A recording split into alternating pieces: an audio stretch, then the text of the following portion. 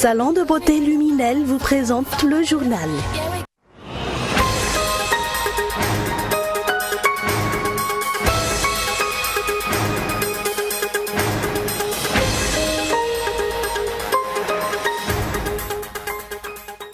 L'ACS a tenu, comme elle a promis, une collecte de signatures visant à réclamer la restitution des îles éparses à Madagascar. Elle durera 3 jours à Nalakil. Pour cette première journée, 3000 citoyens malgaches ont déjà répondu à l'appel, mais les autorités, bien qu'invitées, ont brillé par leur absence. Cela fait bientôt 2 ans que le régime actuel est en place, mais contrairement aux promesses, l'état de droit, la bonne gouvernance ou encore la transparence sont encore loin d'être acquis. Cela se reflète, entre autres, par l'inefficacité de la lutte contre la corruption. Une nouvelle vague d'arrestations à la FIFA, les autorités suisses sont interpellées. Une douzaine de personnes, dont de hauts responsables dans le cadre de l'enquête sur le scandale de corruption.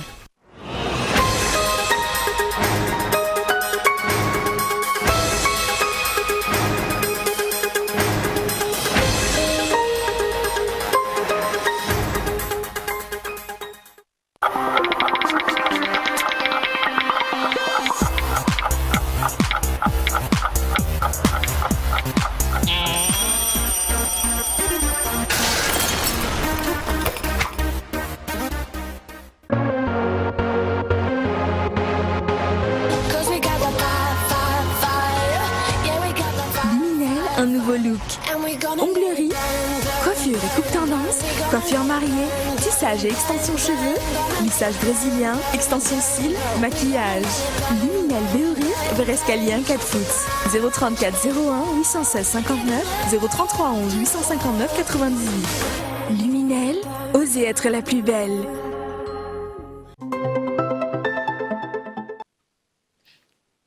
Merci chérie pour ce cadeau. Merci pour ce magnifique cadeau.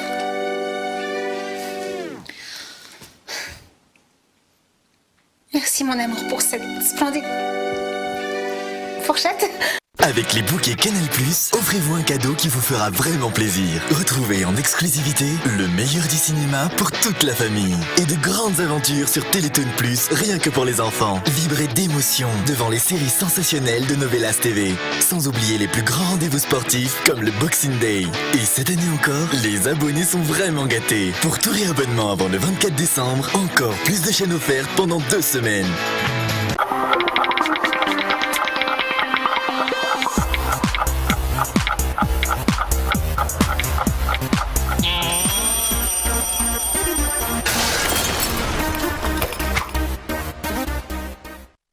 Bonsoir à tous et merci d'être fidèles à ce rendez-vous avec l'actualité en français sur Cool TV.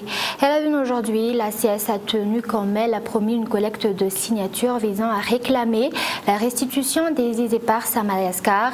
Elle durera 3 jours à Nalakil et pour cette première journée, 3000 citoyens malgaches ont déjà répondu à l'appel, mais les autorités, bien qu'invitées, ont brillé par leur absence. L'objectif de l'ACS est de collecter le maximum de signatures ainsi des porte-à-porte et des descentes dans les régions sont prévues. Reportage de Feizou Rafal. C'est une première à Madagascar qu'une collecte de signatures visant à réclamer la restitution des îles éparses soit organisée. Aujourd'hui, les membres de l'ACS, ou amicale des anciens sénateurs et anciens membres du CST, a effectué une collecte de signatures à Nalakil. Les citoyens sont venus en masse répondre à l'appel. Ils sont en grande partie des jeunes et des salariés. Nous réitérons l'appel aux autorités pour qu'elles viennent grossir les rangs des signataires. Ce n'est pas uniquement l'affaire des citoyens, mais de toute la nation. Il appartient à l'État de mener cette lutte pour que ces îles nous soient restituées. Les dirigeants doivent se soucier de l'intérêt de la nation et non de leurs propres intérêts. Les initiateurs de cette manifestation s'attendaient donc à ce que le président de la République et les membres du gouvernement aient honoré leur invitation, mais en vain. Et Radonarmapian ne se soucie même pas de la question. Monsieur le Président, les îles éparses sont au centre des polémiques en ce moment. Qu'en pensez-vous? C'est une polémique pour vous-même. Les personnes qui sont venues à Analakil s'indignent de cette réponse du président. Selon eux, réclamer ces îles qui appartiennent à Madagascar et qui regorgent d'énormes richesses est plus qu'important. L'ACS continuera pendant 3 jours à collecter des signatures à Analakil. Par la suite, ses membres prévoient des porte-à-porte et des descentes dans les régions. Et comme nous l'avons annoncé dans les titres, cela fait bientôt 2 ans que le régime actuel est en place. Mais contrairement aux promesses, l'état de droit, la bonne gouvernance ou encore la transparence sont encore loin d'être acquis. Cela se reflète entre autres par l'inefficacité de la lutte contre la corruption. Gaëtan Dienslav. L'État doit des explications à la population concernant les affaires de Bois de Rose, la saisie des pierres industrielles appartenant à un exploitant minier ou encore la gestion des finances publiques. On peut dire que les concepts de transparence et de bonne gouvernance ne sont que de vains mots à Madagascar. En outre, la répression des cas de corruption est insuffisante, ce qui rend difficile la lutte. Ainsi, le suivi des investigations liées à des cas de corruption sera désormais renforcé dans le cadre de la stratégie nationale de lutte contre la corruption. Le renforcement des sanctions est également prévu. D'après les statistiques, seuls 1,63% des plaintes déposées au Bianco s'est abouti par un emprisonnement. Sur les 3368 plaintes reçues par ce bureau, en effet, 55 personnes seulement ont été mises sous les verrous. Beaucoup d'affaires liées à la corruption et présentées devant les tribunaux demeurent sans suite ou tombent dans les oubliettes. Notons que tous les secteurs ne sont pas épargnés par ce fléau. Et un tout autre sujet, à quelques jours des fêtes, la viande se fait rare au marché. Les bouchers se plaignent car une pénurie est à craindre et en conséquence, les prix de la viande de zébu et aussi celle du porc se sont envolés. La hausse est de 400 arrières pour la viande de zébu et pour la viande de porc, le kilo avoisine les 12 000 arrières actuellement. Reportage. Le prix de la viande suit depuis septembre une courbe ascendante. Une hausse de 400 arrières est ainsi remarquée pour le kilo de la viande de zébu. Avec les fêtes qui approchent, cette tendance risque de se poursuivre selon les bouchers. De 7 200 arrières en septembre, le kilo de la viande de zébu était de 7 400 arrières en octobre et actuellement il se négocie à 7 600 arrières. Le pic des 8 000 arrières pourrait être atteint pendant les fêtes, préviennent les bouchers. Outre la viande de zébu, le prix de la viande de porc flambe également et le kilo avoisine actuellement les 12 000 arrières. D'après les bouchers, cette hausse est inévitable étant donné que la demande est élevée par rapport à l'offre. Quelles mesures l'État va-t-il prendre face à ces flambées de prix alors que le pouvoir d'achat des Malgaches n'évolue même pas? En attendant, certains ménages ont décidé d'adopter un régime végétarien. Azuanjen Narvé, le président national du parti Malagas Miramieng, ou MMM, a réitéré le 29 novembre dernier lors de l'investiture du maire élu sous les couleurs de ce parti à Ankiliab dans le district de Minds que le développement du pays repose sur le développement local, à savoir des communes et des districts. Dans ce sens, une augmentation des subventions allouées à ces collectivités est requise. Et d'ailleurs, les députés MMM se battent actuellement pour obtenir cette augmentation, poursuit-il. Rappelons que le week-end dernier, 3 maires élus sous les couleurs du MMM ont été investis dans le district de Minds, dans la région du Ménabé, dans la commune d'Ankiliab en particulier. Et la population et les autorités locales se donnent la main pour lutter ensemble contre l'insécurité et en mettant en place le Anjemas Puknoul ou comité local de sécurité. Et actualité sociale, les nids de poules commencent déjà à se former sur certaines routes de la capitale qui viennent pourtant d'être réhabilitées. Cela justifie que ni les entreprises qui effectuent les travaux ni les travaux en question ne font l'objet de suivi. Reportage de Gaëtan Dienslav. Les dernières pluies qui sont tombées ont déjà laissé des séquelles. Ce tronçon de route menant vers le marché du Koum, 67 hectares, continue ainsi à se détériorer, étant donné que les travaux qui consistaient à boucher les nids de poules n'ont pas duré. Même constat à Ndjavouang, où le mauvais état des routes fait plaindre aussi bien les riverains que les automobilistes. Cette route reliant Boudvoun à Ndjavouang a longtemps été ignorée par les autorités. Mais ces cas ne sont pas isolés car la plupart des routes à Antananarive nécessitent des travaux de réfection de grande envergure. En attendant, les rebouchages des nids de poules au tip-top ont été priorisés, mais ces derniers ne durent pas, ce qui fait qu'il faut recommencer les travaux à maintes reprises avec les coûts que cela implique. Ce tronçon de route à Impasse a par exemple fait l'objet de réparations à 4 reprises, rien que pour cette année 2015. Pourquoi ces travaux ne durent-ils pas? Les entreprises qui ont réalisé les travaux font-ils l'objet de suivi? Et y a-t-il des mesures prises à leur encontre s'ils ne respectent pas les normes?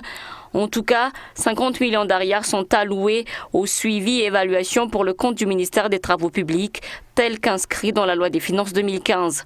Plus de 469 millions d'ariars sont en outre consacrés aux entretiens routiers. Et nous passons aux actualités internationales. Les fusillades sont quotidiennes aux États-Unis, mais cette fois le bilan est lourd.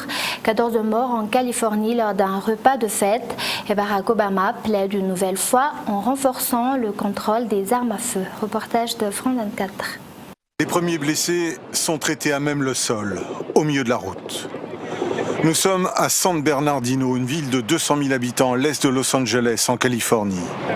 2 tireurs viennent d'ouvrir le feu dans un centre social au service de personnes handicapées. Le bilan est lourd, 14 morts, 17 blessés, dont certains dans un état critique. Très vite, les unités d'élite des forces de l'ordre arrivent. Les 2 tireurs se sont enfuis à bord d'un 4x4 noir, ils sont lourdement armés.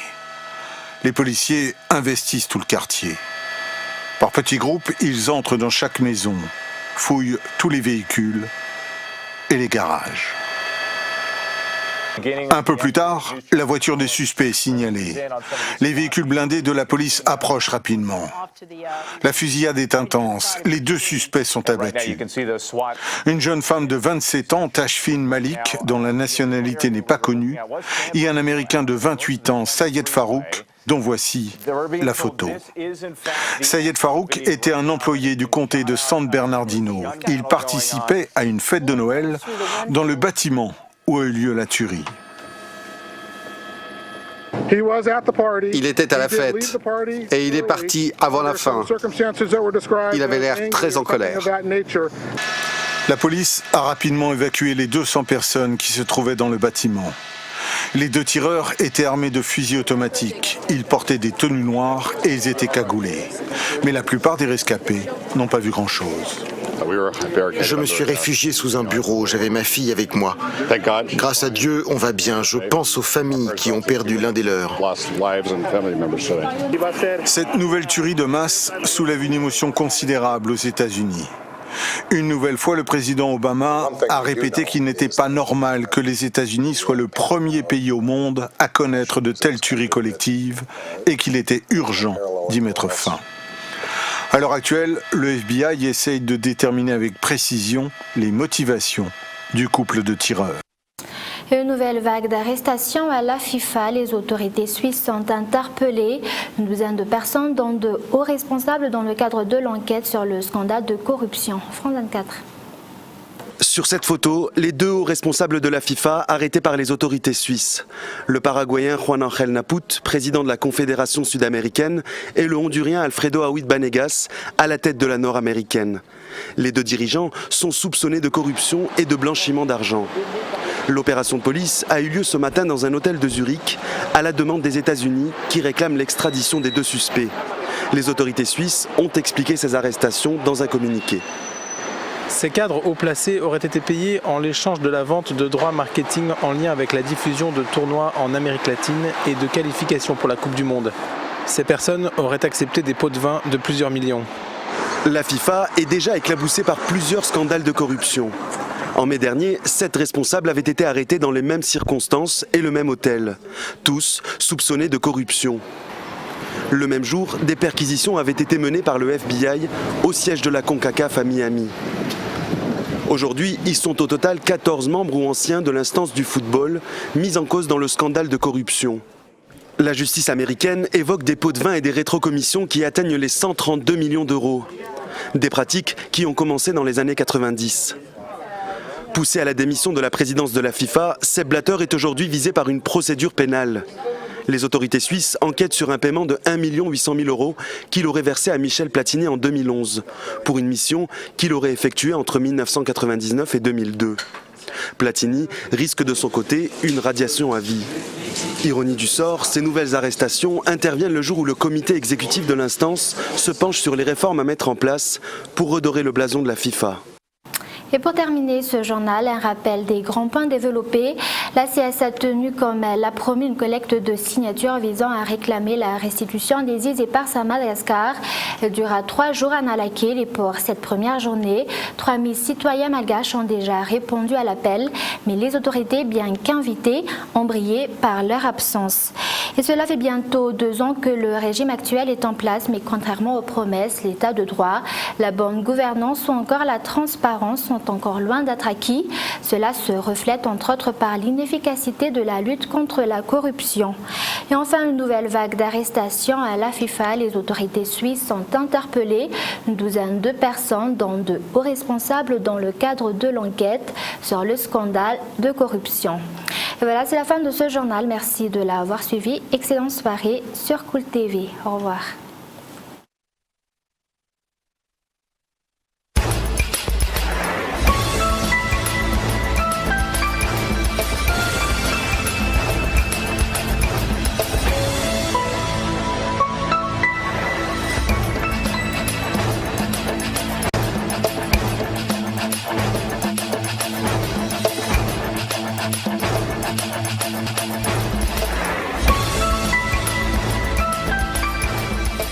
Le journal vous a été présenté par Salon de beauté Luminel.